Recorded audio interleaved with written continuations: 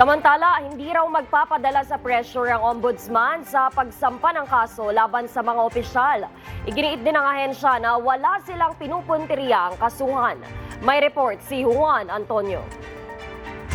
Nilinaw ng Office of the Ombudsman na hindi lamang limitado sa government funds ang pagkaso ng plunder laban sa individual. Sakop rin nito ang private funds na nakabase sa ilalim ng batas. Own admission rin ng mga campaign donors na nagbigay sila ng donasyon kay Senador Rodante Marcoleta na kinumpirma rin ng senador sa mga pahayag nito sa telebisyon. Nagkaroon din daw ng series of donations kay Marcoleta mula sa 3 campaign donors. When you talk about plunder, it's a series of combination of acts. 3 transaction po yun na nagbigay. At admitado naman po yung mga donors na nagbigay naman din sila. No?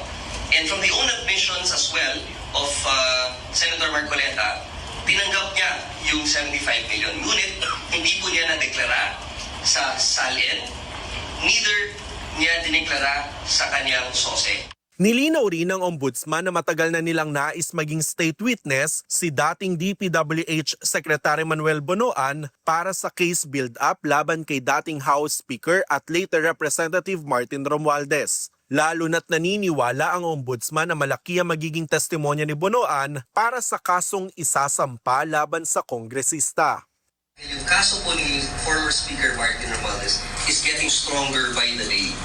And the reason why we accepted si former Secretary Manny Bonoan into as a state witness is precisely because yung kanyang intention na to cooperate with us is for that case specifically.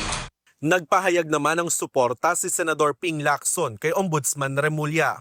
Naniniwala ang senador na hindi ito magpapatinag sa pressure na dala ng mga pagtitipon ng Iglesia ni Cristo. Nauna nang sinabi ng ombudsman na parehong para sa transparency at accountability ang kanilang ipinaglalaban at ng mga nagsasagawa ng pagtitipon sa EDSA. Juan Antonio, IBC News.